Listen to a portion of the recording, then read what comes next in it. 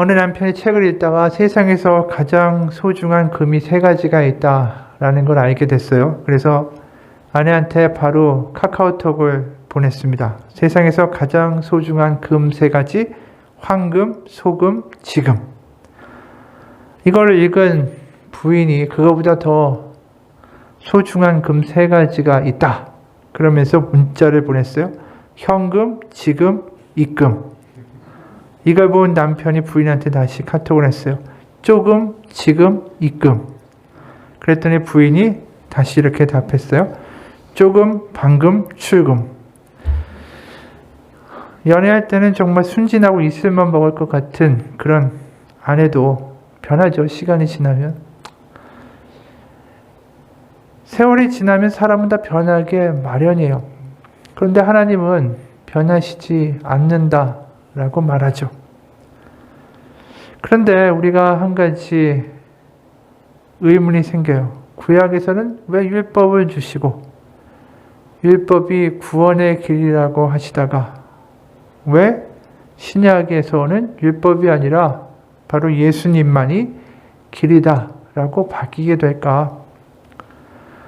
왜 애초에 예수님의 길이 선포되지 않고 율법이 먼저 선포되고 그 다음에 예수님이 오셔서 다른 길을 이야기하셔야만 했을까? 하나님 변하시지 않는다고 했는데 왜 그럴까? 오늘 그 문제에 대해서 한번 생각해 보기 원합니다. 오늘 보면 이렇게 시작하죠. 그 후에 유대인의 명절이 되어 예수께서 예루살렘에 올라가시니라.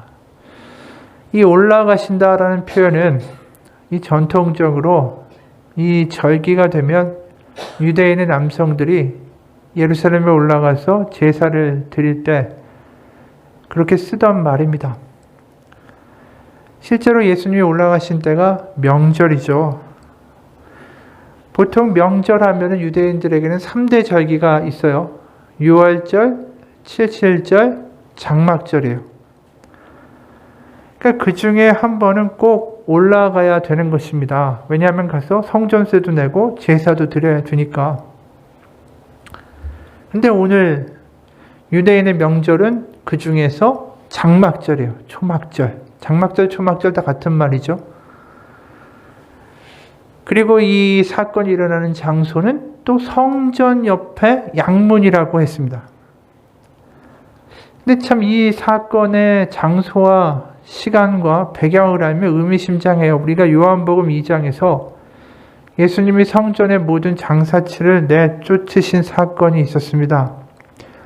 요한복음 2장 13절부터 16절 보면 이런 말씀이 있어요. 유대인의 유월절이 가까운지라 예수께서 예루살렘으로 올라가셨더니, 여기서도 올라가셨다라고 표현하죠. 성전 안에서 소와 양과 비둘기 파는 사람들과 돈 바꾸는 사람들이 앉아있는 것을 보시고 노끈으로 채찍을 만드사 양이나 소를 다 성전에서 내쫓으시고 돈 바꾸는 사람들의 돈을 쏟으시며 상을 엎으시고 비둘기 파는 사람들에게 이르시되 이것을 여기서 가져가라. 내 아버지의 집으로 장사하는 집을 만들지 말라 하시니. 유월절에 성전을 완전히 뒤집어 엎으시는 충격적인 사건을 일으키셨죠. 그때 아주 예루살렘이 떠나갈 때 소문이 돌았습니다. 야, 선지자가 나타났다. 메시아가 나타났다. 성전을 혁파했다. 근데 지금 올라가시는 초막절은 그때로부터 6개월이 지난 시점입니다. 이미 떠들썩하게 유대 지역 예루살렘에 아주 소문이 확 퍼져 있는 예수님이 지금 성전 가까이 나타나신 거예요. 다시 6개월이 지나서. 성전 근처에 양문에. 이것만으로도 뭔가 큰 사건이 터질 것 같은 조짐이 보이는 거죠. 게다가 성전을 청소하실 때는 장사치 내쫓으실 때는 성전의 이방인의 뜰이고 지금 이방인의 뜰의 바로 바깥에 있는 양문이라는 데서 이 사건이 터지는 거예요. 양문은 어디냐면 그 2장에서 성전의 장사치들이 이제 양이나 소들을 먼 데서 온 사람들한테 팔아야 되잖아요. 그러면 그 양이나 소를 어디로 끌고 어느 문을 통해서 이방인의 뜰까지 들어가냐면 양문이에요, 바로. 그러니까 수많은 양들, 그러니까 유월절이나 장막절에 드려지는 이 양들의 숫자가 얼마나 많아요. 그러니까 많은 양들이 그 양문을 통해 가지고 다 지나갔었다라는 것이죠. 바로 그 옆에 베데스다 연못이 있었고 거기에 지금 예수님이 나타나신 거예요. 사실 초막절이 6월절보다는 사람들이 더 많이 올라옵니다. 왜냐하면 3대 절기 중에 한 번 올라온다고 얘기했는데 이 초막절 때가 모든 추수가 다 끝나고 새로운 농사를 시작하기 전이기 때문에 이 가진 것도 좀 넉넉하고 마음도 좀 풍요로운 바로 그때이기 때문에 사람들도 많이 올라왔어요. 초막절에. 근데 이게 참 대조적인 거죠. 수많은 양들이 바쳐지기 위해서 들어가고 많은 사람들이 이제 와서 제사 드리겠다 성전에 그렇게 올라오고 있는 와중에 지금 이 행각에는 병자들이 넘쳐나고 있습니다. 이 병자들은 완전히 버려진 사람들이에요. 장막절이라는 추수의 기쁨에도 소외된 사람들이고 수많은 사람들이 양을 바치면서 제사를 드리는 그 삶의 그 제사의 현장에서도 완전히 배제된 사람이죠. 왜냐하면 병자는 성전에 출입할 수 없기 때문에. 원래 초막절에는 우리가 구약의 출애굽기를 봐도 신명기를 봐도 그 병자나 나그네나 고아나 과부를 돌보는 게 초막절에 하나님이 하시라고 하신 건 내용 중에 하나였어요. 실제로 그 신명기 16장 13절에서 15절을 보면 이런 말씀이 나와요. 당신들은 타작마당과 포도주 틀에서 소출을 거둬들일 때에 이래 동안 초막절을 지켜야 합니다. 당신들은 이 절기에 당신들과 당신의 아들과 딸과 남종과 여종과 성 안에서 같이 사는 레위 사람과 떠돌이와 고아와 과부까지도 함께 즐거워해야 합니다.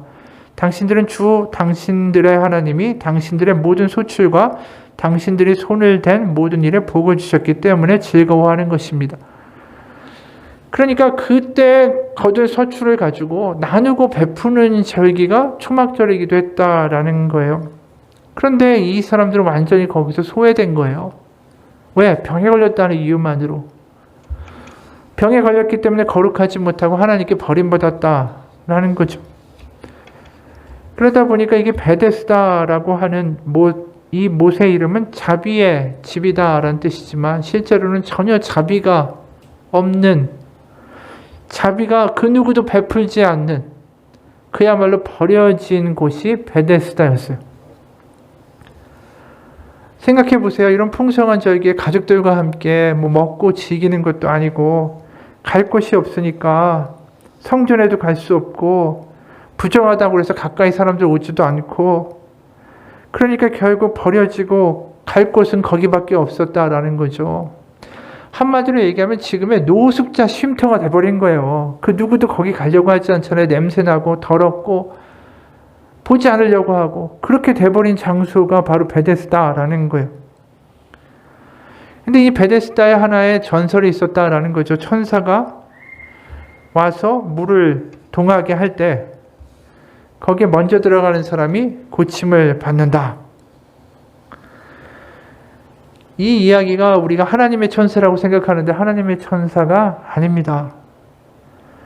생각해 보면 이 사람들 지금 베데스다에 있는 사람들이 명절에 성전에도 못 가고 제사도 1년에 한 번 못 드리는 존재들 아니에요. 속죄제, 번제, 감사제 이런 거 하나도 못 드리는 사람들 아니에요.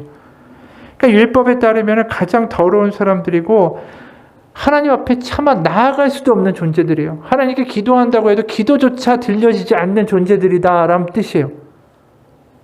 그러니까 이런 사람들한테 무슨 천사가 나타나요? 하나님의 천사가. 성전에 들어가지도 못하는 사람들인데 금식, 11조 이런 것도 아예 멀고 이른바 종교하고는 하나님을 믿는 것과는 아주 거리가 먼 사람들인데 이 사람들이 무슨 천사를 기다린다라고 말하겠어요. 그들의 은혜를 어떻게 보면 바랄 수 있는 처지가 아니라는 걸 스스로도 인정해요. 그러면 여기 나와 있는 천사는 뭡니까? 로마 그리스 신화에 나오는 존재를 의미합니다. 실제로 베데스다에서 고고학자들이 발굴을 하다가 에스클리피우스 신상을 거기서 발견했어요. 이게 로마의 신인데 그리스 로마 신화에 에피클리피우스라는 신이 나옵니다. 이 신이 약을 다스리는 신이면서 동시에 의술의 신이에요. 우리가 병원이나 의사들 가운에 보면 이렇게 뱀이 이렇게 지팡이에 말려 있는 걸 볼 때가 있습니다. 바로 그 뱀이 지팡이를 이렇게 돌면서 꿈에 올라가 있는 그 지팡이가 바로 이 에스클리피우스라는 이 신의 지팡이에요. 그러니까 이 베데스다에서 버려진 사람들이 기대할 수 있었던 건 뭐냐면 여호와 하나님의 천사가 그들을 구해주는 것이 아니라 자신들이 어떠한 자격도 없기 때문에 더 이상 그 성전과 유대교의 제사 안에서는 자신들의 일만의 가능성이 없는 거예요. 회복에. 그러니까 그리스 로마 신화에 의거해서 베데스다에 있는 그 동상으로 세워져 있는 에스클리피우스가 자비를 베풀어서 그 물을 건드릴 때 그때 먼저 들어가는 사람이 낫는다라는 미신을 믿게 된 거죠. 지금. 그러니까 여기 나와 있는 천사는 하나님의 천사가 아니라 제우스의 천사였던 바로 치유를 관장하는 에스클리피우스라는 신을 의미하는 겁니다. 바로 그 당시 베데스다 연못의 중앙이나 어느 한쪽에 세워져 있을 그 에스클리피우스의 석상을 보면서 그 석상이 물을 움직여서 물이 흔들릴 때 들어가야지.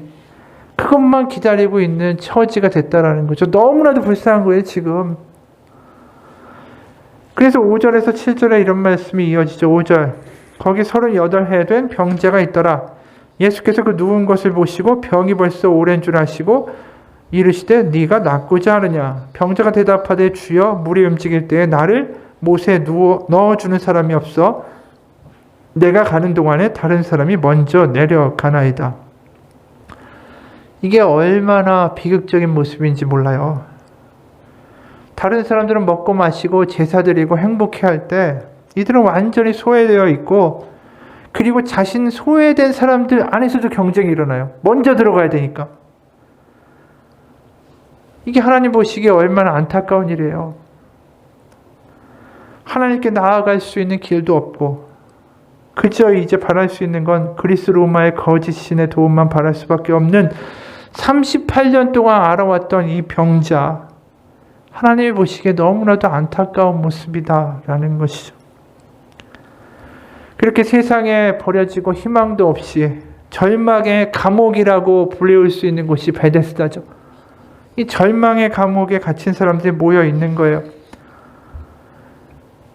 이곳에 예수님이 나타나신 게 우연일까요? 초막절에? 아니죠. 바로 길도 없고 소망도 없고 이제 완전히 절망에 빠진 이들을 자유케 하기 위하여 예수님이 나타나신 겁니다. 우리가 골고다가 그 당시 죄인과 성내에 거주할 수 없는 문둥병자나 저주받은 이들이 거주하던 곳 아닙니까? 그곳에 골고다의 십자가가 세워졌고 십자가에서 예수님 바로 6월절의 어린 양이 죽으심으로 하나님께 가는 길이 열리고 성전이라고 말하는 거룩한 곳은 이제 더 이상 아무런 기능을 하지 못하고 지성소의 휘장 위에서 아래로 쪼개지는 역사가 나타났죠. 똑같아요. 골고다에서 하나님께 가는 길이 열린 것처럼 베데스다라고 말하는 저주의 절망의 감옥 가운데 하나님께 가는 길이 열린 거예요. 바로 초막절이라는 성전이 아니라 바로 여태까지 우리가 계속 봤잖아요. 예수님이 성전이시다. 예수님이 하나님께 가는 유일한 길이다. 하나님이 길을 열어주셨다. 그게 우리가 요한복음 2장에서도 본 적이 있죠. 요한복음 2장 20절, 21절. 유대인들이 이르되 이 성전을 46년 동안 지었거늘 네가 3일 동안에 일으키겠느냐 하더라. 그러나 예수는 성전된 자기 육체를 가리켜 말씀하신 것이라. 우리가 계속 보면 예수님이 나타나셔서 하나님께로 가는 길을 열어준 곳이 어디입니까? 바로 사마리아, 3장의 사마리아, 그 부정한 곳 아니에요. 그리고 그 중에서도 가장 멸시받는 사마리아인들 중에서도 남편 5이 있었다고 천시받고 괄시받던 그 여인 앞에 나타나시고 내가 메시아고 내가 너에게 생수를 주겠다라고 말씀하셨어요. 바로 그 구원의 길이 거기서 열렸다라는 거죠. 그리고 그 다음에 왕의 신하를 고쳐주시는데 왕의 신하는 이방인이죠. 헤롯 왕의 신하예요. 경건한 유대인이고 정신이 제대로 박혀있는 사람이라면 무슨 헤롯의 신하를 굳이 고쳐주는 메시아가 되기를 원하겠어요. 경건한 유대인이라면 별로 가까이 하고 싶지 않은 그 존재고 대상과 땅에서 예수님은 나타나셨어요. 그러니까 사람들이 예기치 않은 곳에 예수님이 계속 나타나시는 거예요. 베데스다도 마찬가지죠. 그렇죠? 버려진 곳이고 성전에 많은 사람들이 관심도 없는 곳이고 로마의 신이라도 믿고 어떻게 보면 낫고자 하는 불쌍한 사람들이 모인 저주의 집에 예수님이 나타나시고, 그리고 진정한 성전이 누구인가를 보여주시는 거죠. 그리고 고쳐주세요. 8절에 예수께서 이르시되 일어나 네 자리를 들고 걸어가라 하시니 그 사람이 곧 나와서 자리를 들고 걸어가니라. 이날은 안식일이니. 바로 하나님께 길이 열린 그 날이 언제라고요? 안식일이다 라고 이야기해요. 안식일이라는 표현이 그냥 나오는 게 아닙니다. 왜냐하면 예수님은 바로 안식일의 진정한 의미를 회복하고 계신 거예요. 우리가 안식일이 처음 등장하는 것은 창세기 2장 1절부터 3절까지죠. 보면 이렇습니다. 천지와 만물이 다 이루어지니라. 하나님이 그가 하시던 일을 일곱째 날에 마치셨으니 그가 하시던 모든 일을 그치고 일곱째 날에 안식하시니라. 하나님이 그 일곱째 날을 복되게 하사 거룩하게 하셨으니 이는 하나님이 그 창조하시며 만드시던 모든 일을 마치시고 그날에 안식하셨음이니라. 하나님이 창조를 다 마치시고 안식하셔서 일곱째 날에 안식일이 되었다라는 거예요.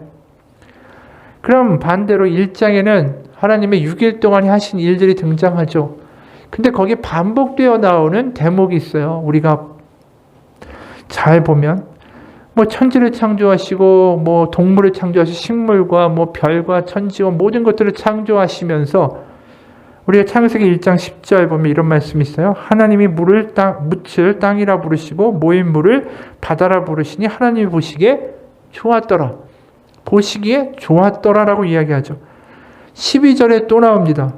땅이 풀과 각기 종류대로 씨 맺는 채소와 각기 종류대로 씨 가진 열매 맺는 나무를 내니 하나님이 보시기에 좋았더라. 18절에 또 나와요. 낮과 밤을 주관하게 하시고 빛과 어둠을 나누게 하시니 하나님이 보시기에 좋았더라. 21절에 또 나옵니다. 하나님이 큰 바다 짐승들과 물에서 번성하여 움직이는 모든 생물을 그 종류대로 날개 있는 모든 새를 그 종류대로 창조하시니 하나님이 보시기에 좋았더라.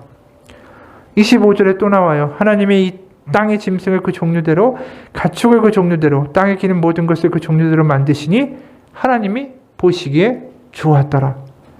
31절 하나님이 지으신 그 모든 것을 보시니 보시기에 심히 좋았더라. 저녁이 되고 아침이 되니 이는 여섯째 날이니라. 창조를 하신 하나님의 마음이 어땠냐? 보시기에 좋았더라, 기뻐하셨다라는 거예요. 바로 6번이나 반복되면서 하나님이 창조를 하시고 그 피조 세계를 보면서 보기에 좋다, 흐뭇해 하시고 기뻐하셨어요. 그런데 그 창조의 세계가 완전히 다 무너지고 아담과 하와가 선악과를 먹고 파괴된 그 이후에 예수님이 이 땅에 오셔서 하실 일이 뭐겠어요? 분명하죠. 그건 하나님이 다시 보기에 좋다는 세상으로 만들기 원하신다라는 거예요. 그래서 예수님이 이 땅에 오신 이유는 뭐예요? 회복이고 해방이고 자유를 주시고 다시 새롭게 창조하시는 일을 하시고자 하는 거예요. 그게 예수님이 지금 안식일날 이 38년 된 병자를 고치시는 이유다라는 거예요. 그런데 고린도후서 우리가 5장 17절에 보면 그래서 이런 말 나오는 거예요. 그런즉 누구든지 그리스도 안에 있으면 새로운 피조물이라 이전 것은 지나갔으니 보라 새 것이 되었도다. 하나님이 하시고자 하는 일이 뭐냐면 새로운 피조물로 창조하는 거, 새롭게 하는 거, 회복시키는 거, 자유롭게 하는 거, 그게 바로 예수님이 이 땅에 오셔서 하실 일이다라는 것이죠. 그러니까 당연히 예수님이 무슨 일을 하셔야 되겠어요? 안식일날 이 일을 하셔야 되고 38년 된 병자에게 나타나셔서 그에게 다시 두 번째 기회를 주시는 거예요. 회복시키시는 거죠. 안식일의 진정한 의미를 보여주시는 거예요. 그런데 유대인들이 어떻게 반응하죠? 10절에 유대인들이 병 나은 사람에게 이르되 안식일인데 네가 자리를 들고 가는 것이 옳지 아니하니라.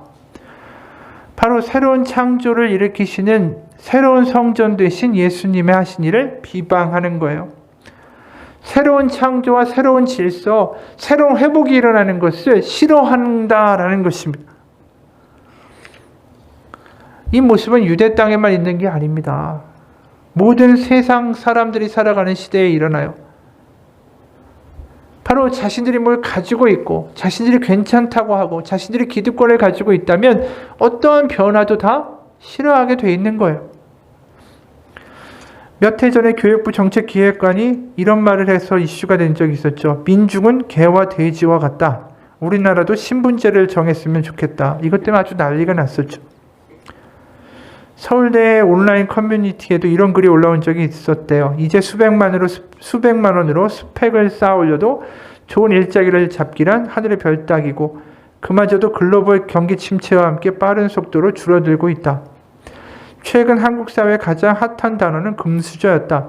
어차피 노력해도 안 된다는 생각이 사회를 지배한다. 금수저를 물고 태어난 사람들의 삶은 흙수저를 물고 태어난 사람의 노력으로 어차피 쫓아갈 수 없다. 죽어라 이래도 소용없다. 과거 7, 80년대만 해도 더 어려운 환경에서 더 열심히 일했던 어른들과 달리 젊은이들은 그렇지 않다. 노력해봤자 그 이득이 상위 1%에게만 돌아간다라고 생각하기 때문이다. 빈부격차가 심해지고 빈곤층 범죄가 증가한다. 정기예금에 돈을 넣고 이자를 받으며 살기 시작한다. 브랜드 아파트에 살면서 아이들끼리도 자기들끼리만 모이는 학교에 보내고 외부와의 접촉도 사라진다. 안정적인 직업을 위해 서울대 출신 7급 9급 공무원이 수두룩해지고 애를 낳지 않아 초고령 사회가 되고 경제구조는 무너지고 이런 세상 속에서 당연히 베데스다로 몰려가는 사람들이 나타날 수밖에 없는 거죠. 세상이 그렇게 될 수밖에 없는 거예요. 그런 상황에서 하나님이 그것을 보시면서 느끼시는 마음이 어떻겠느냐. 하나님이 그들을 그냥 두시고 그냥 망가지고 죽어가는 거 보고 계셔야 되겠는가? 아니라는 거죠. 그렇기 때문에 세례 요한이 감탄하면서 말하는 거 아니에요. 하나님이 드디어 일을 벌이셨다. 그래서 예수님을 보면서 뭐라고 합니까? 세상의 죄를 지고 간 하나님의 어린 양이로다. 바로 6월절에 성전을 뒤집어 엎으시면서 내가 새로운 성전이고 새로운 길을 내기 위해서 왔다. 하나님이 드디어 새로운 일을 행하신다. 그 선포가 예수님이시다라는 것이죠. 그 선포가 계속해서 울리는 거예요. 사마리아에도 울리고 그게 지금 베데스다라는 곳에도 지금 울리고 있는 것이죠. 하나님이 여시는 새로운 세상이 열렸다라는 겁니다. 바로 돈이나 집안이나 능력이나 외모가 아닌 하나님의 은혜로 갈 수 있는 나라. 그 어떤 사람도 배제되지 않는 하나님의 은혜로 열어주신 길. 그게 싫은 거예요, 유대인들이. 특히 바리새인들이. 자신들만 자격 있고 저 사람들은 아닌데. 우리가 첫 번째 질문으로 다시 돌아가 봅시다. 하나님이 왜 율법 이야기하시다가 예수님의 새로운 길을 이야기하셔야만 했는가? 바로 이거죠. 바로 하나님이 지금 이 상황에서 율법 아니면은 길은 없다라고 예수님마저도 죽이는 이 사람들. 바로 유대인들은 하나님이 변하시지 않으니까 율법은 정확한 거고 안식일도 일하지 않아야 되고 그러니까 예수님은 안식일을 어겼으니 율법을 어겼으니 죽여야 된다. 하나님 변하시지 않는다. 이거 가지고 예수님 결국 명분으로 죽인 거 아니에요? 근데 유대인들이 오해한 게 있어요. 뭐냐면 하나님이 변하시지 않는다라는 건 맞아요. 그건 율법의 그 내용이 변하지 않는다라는 뜻이 아니라 하나님의 자비와 사랑이 변하지 않는다라는 뜻이에요. 그러니까 하나님이 변하시지 않는다라는 건 하나님의 사랑이 변하지 않기 때문에 지금 이렇게 망가져버린 세상에서 더 이상 율법 가지고 해결되지 않는 세상에서 하나님이 하실 수 있는 길은 뭐예요? 새로운 길을 만드시는 것밖에 없죠. 왜요? 하나님의 사랑은 변하지 않으니까. 어떻게든 회복시키고 고치고 다시 돌아오게 하는 일이 하나님의 마음이니까 결국 그 하나님의 변치 않는 사랑 때문에 하나님 그 아들까지도 내어주시는 길을 선택하실 수밖에 없었다라는 것이죠. 결국 오늘 장면에서 우리는 깨닫게 되는 게 있어요. 하나님은 변하지 않는다. 그건 뭐죠? 하나님의 사랑은 변하지 않는다. 결국 오늘 절망 속에 갇힌 이들을 더 이상 그냥 볼 수가 없어서 예수님이 오신 거예요. 목자같이 양같이 목자 없는 양같이 유리하고 고생하고 그런 그들을 위하여 예수 그리스도가 여기에 나타나신 거예요. 지금 이 38년 된 병자가 믿음이 있나요? 믿음 보이지 않아요. 여기 보면 뭐라고 얘기합니까? 네가 낫고자 하느냐 할 때에 주여 물이 움직일 때 여기 주는 그냥 마스터라고 부르는 자기보다 그냥 좀 나은 랍비같이 보이는 사람을 그냥 부르는 호칭에 지나지 않아요. 결국 그냥 이분이 누군지도 몰라요. 그냥 하는 말이 물이 움직일 때 나를 못에 넣어주는 사람이 없어서 내가 가는 동안에 다른 사람이 먼저 내려갑니다. 엉뚱한 소리를 하고 있어요. 아직 믿음이 뭔지도 몰라요. 하지만 지금 하나님의 마음이 여기서 드러나는 거죠. 그 사람이 그걸 모르던 진리가 어떠한 것을 알지 못하던 하나님의 사랑이 어떠한지 알지 못하던 하나님이 어떠한 일을 하기 위해 예수님을 보내셨는지 알지 못하던 상관없이 지금 그 사람의 삶이 하나님이 보시기에 너무 불쌍한 거예요. 바로 그 베데스다에 정말 세상에 버려지고 절망의 감옥에 갇혀있는 그들이 하나님의 마음에 걸려서 하나님의 마음에 밟혀서 그 자리에 오게 된 거죠. 예수님이. 바로 그게 예배의 자리가 된 거예요. 지금 성전에서 예배가 드려지는 게 아니라 바로 그 세상의 절망의 감옥에 갇혀있는 이들에게 하나님의 길을 보여주시기 위해 하나님이 나타나신 거, 그 베데스다에 예배가 드려지는 거죠. 예배는 뭐예요? 세상 가운데 우리가 때로는 절망하고 좌절하고 때로는 무시당하기도 하고 세상에 보이지 않는 벽 가운데 막혀서 허덕거리고 때로는 낭망하고 좌절하고 희망 없다고 할 때에 그때 우리 가운데 나타나시는 하나님의 아들 예수 그리스도를 만나는 것, 그게 예배라는 거예요. 우리가 잘나서 오시는 게 아니에요. 우리가 하나님 가운데 연약하고 깨어진 모습이 하나님 안타까우셔서 우리 가운데 오시는 거죠. 그리고 이 38년 된 병자는 자유를 얻습니다. 그리고 회복을 얻어요. 주님의 사랑 때문이죠. 우리 가운데 임하신 하나님의 나라 때문이에요. 우리가 예수 그리스도를 달라고 했습니까? 아니에요. 우리가 죄인 되었을 때 우리를 위하여 일방적으로 하나님의 아들이 죽어 주신 거예요. 그러기에 우리가 고백해야 되죠. 이것이 베데스다와 같이 세상 가운데는 어떻게 보면 약하고 상처 있고 힘든 사람들이 이곳에 모여서 바로 주님의 긍휼을 바라보고 우리 삶 가운데 주님이 다가오시도록 주님을 바라보며 기다리는 곳이 우리 교회고 예배가 되는 것입니다. 거룩한 게 중요한 게 아니에요. 지금 성전에 가보면요. 여기 나와 있는 성전에 보면 얼마나 거룩하겠어요. 그 큰 성전, 대리석으로 기가 막히게 만든 성전에서 양을 잡고 제사장의 복장이 얼마나 근사합니까? 그렇게 거룩하고 엄숙한 곳에서 드리는 제사가 지금 하나님께 올려지고 있나요? 하나도 아니라는 거예요. 지금도 마찬가지예요. 근사한 모양의 어떤 건물에 커다랗고 웅장한데 커다란 성가대가 찬양하고 예배하고 막 분위기 고조된다고 해서 그게 진정한 예배일까? 아니에요. 진정한 생명의 예배는 하나님밖에는 소망이 없다라고 고백하는, 하나님의 자비를 구하는, 그리고 또 이 땅에 아무 소망 없는 우리를 위하여 우리에게 다가오신 예수 그리스도를 기뻐하는 그 자리가 예배가 되는 거예요. 그래서 십자가가 제대로 세워지는 곳이 예배의 자리고요. 깨어짐의 고백이 있는 곳이 예배의 자리고요. 그곳에서 하나님의 긍휼과 자비를 맛보는 것이 예배의 자리예요.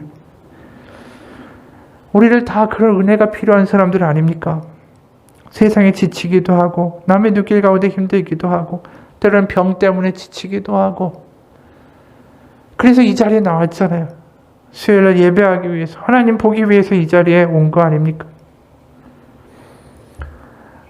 우리 이곳이 하나님의 만나는 은혜의 장소임을 기억하시기 바랍니다. 주님은 우리의 잘남에 관심이 없으세요. 내가 얼만큼 거룩하고 내가 얼만큼 잘났는가에 관심이 있는 게 아니에요. 하나님은 오히려 우리의 상처와 연약함과 남에게 말할 수 없는 우리의 허물과 우리의 죄와 우리의 더러움과 우리의 아픔에 더 관심이 있는 분이시다라는 거예요. 왜요? 회복시켜야 되니까. 고치기 원하시니까. 고치고 회복시키려면 뭐가 중요해요? 하나님 제가 여기가 아파요. 하나님 제가 이것 때문에 힘들어요. 이런 것들이 우리 가운데 고백되어야 한다라는 거죠. 내가 얼마큼 거룩하고 근사하고 하나님 뭘 잘 섬겼고의 문제가 아니에요. 바로 우리 가운데 공감하시고 우리와 함께 하시는 바로 그분. 그래서 십자가에서 우리의 수치와 우리의 고통과 우리의 그 어떠한 상황까지도 같이 긍휼해 주시는 바로 우리를 잘 아시는 예수님, 바로 그분이 복음이고 그것이 길이고 진리고 생명이에요. 김상호라고 하는 공군 중령이 있었습니다. 그는 그의 어머니가 부엌에서 일하시다가 실수로 인해서 하반신에 심한 화상을 입으시고 병원에 입원하셨다라고 하죠. 어머니는 꼼짝도 못한 채 누워 계시고 조금만 움직이면 상처에 침대에 천이 닿아서 쓰리고 아프셨대요. 의료진의 말에 의하면 제일 아픈 고통이 화상으로 인한 아픔이라고 합니다. 피부가 다 벗겨지고 말초신경이 전부 드러나기 때문에 인간으로서 겪을 수 있는 가장 아픈 고통이 화상으로 인한 고통이랍니다. 그렇게 괴로워하는 어머니를 위로한답시고 아들이 귀에다 대고 어머니한테 물었어요. 어머니 얼마나 아프세요? 어머니가 대답해요. 1000번 죽고 1000번 사는 것 같다. 이 세상에 이런 아픔이 있다는 거 나 몰랐다. 그러던 중에 하루는 어머니가 아들의 손을 잡고 이렇게 말씀했어요. 얘야, 나는 너희를 위하여 기도드리고 있다. 너희들은 결코 이런 아픔을 당하지 않도록 이 아픔을 모두 나에게 주십사고 너희들의 고통을 다 내가 걸머쥐고 갔으면 좋겠다. 너희들에게는 이런 고통이 없도록 말이다. 그리고 어머니는 며칠 후에 세상을 떠나셨어요. 그 후에 잠자리에서 편히 돌아 누울 때마다 이분이 어머니의 기도를 생각하면서 눈물이 난대요. 그토록 아파하시면서 그 아픔과 고통이 자식들에게 생기지 않도록 내가 다 가지고 갔으면 좋겠다라고 하는 그 어머니 사랑 때문에 늘 잠자리가 괴롭다라는 거죠. 이 어머니의 사랑이 결국 예수 그리스도의 사랑이에요. 우리의 죄와 우리의 허물과 우리의 고통을 저 십자가에서 다 지고 가셨기 때문에 우리는 다 못나고 약하죠. 강한 척할 필요 없습니다. 바로 예수님께 나와서 예수님께 자비를 구하고 우리의 모든 것을 아시는 하나님 앞에 모든 것은 하나님의 은혜뿐입니다 고백할 수 있는 우리의 삶이 되기 원합니다. 우리 같이 잠깐 동영상 보겠습니다.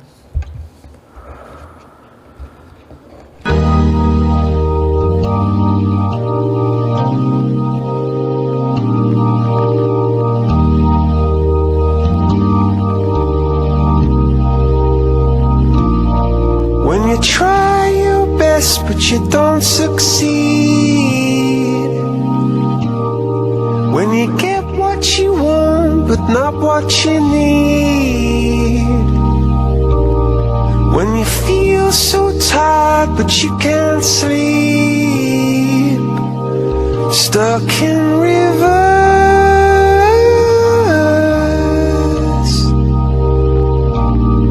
and the tears come streaming down your face. When you lose something you can't replace. When you love someone but it goes to waste. Could it be worse?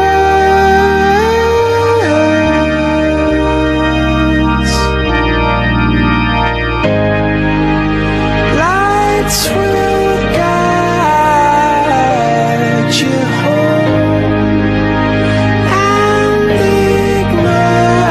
ignite your bones, and I will try to fix you.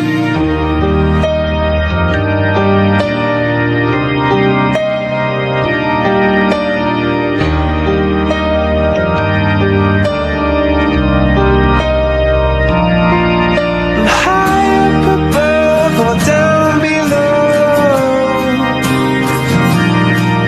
When you're too in love to let it go. But if you never try, you'll never know just what you were.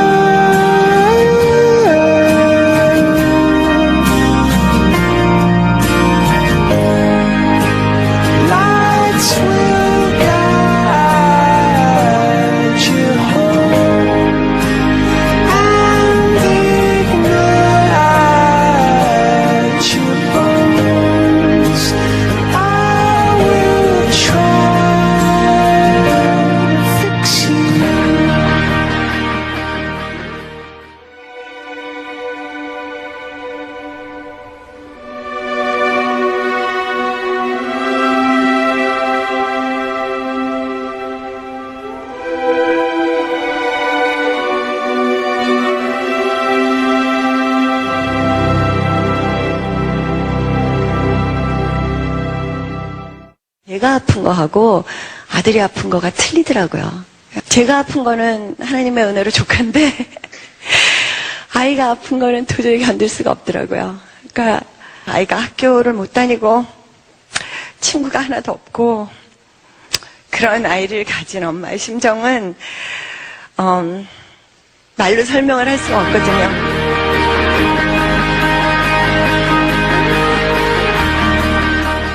어느 날 예수님이 저에게 주신 말씀이 그래서 내가 왔다. 내가 볼 수가 없어서 왔다. 그 말씀을 저에게 주셨어요. 예수님 본인이 고통당하시는 거는 얼마든지 견딜 수 있으시지만 예수님이 사랑하시는 저나 예수님의 자녀들 고통당하는 거 보실 수가 없으셔서 치유하시려고 오신 예수님을 제가 만났습니다.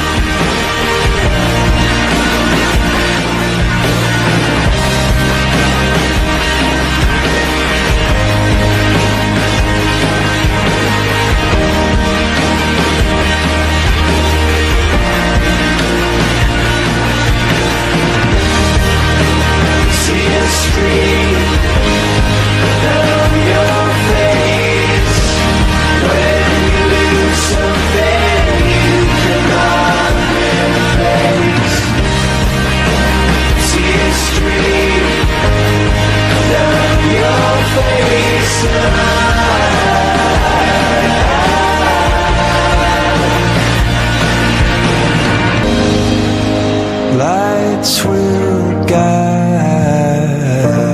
you home and ignite your bones, and I will try to fix you.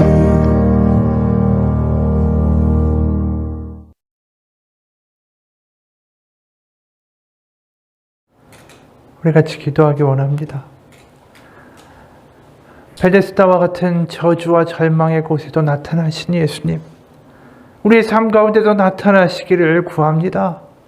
우리의 잘남과 우리의 뛰어남도 없고 세상 가운데 힘들고 지치고 때로 낙담하고 있는 우리의 모습 가운데 우리를 불쌍히 여기서 우리의 삶 가운데, 우리의 가정 가운데, 우리의 교회와 우리 일터 가운데 주님이 나타나시기를 구합니다. 주님의 자비와 주님의 긍휼을 구하오니 하나님 우리를 불쌍히 여기서 우리 가운데 이 베데스다의 기적과 같은 일들이 경험되게 하여 주옵소서. 2000년 전에 예수님이 동일한 예수님입니다. 바로 그 베데스다에 나타나셨던 예수님이 지금 우리 삶 가운데도 역사하시는 것을 믿습니다. 우리가 이 시간 기도하며 나아갈 때 우리 가운데 고치시고 싸매시는 주님의 역사가, 위로의 역사가, 함께 하시는 하나님의 긍휼의 역사가 경험되게 하여 주옵소서. 우리 같이 이 시간 기도하겠습니다.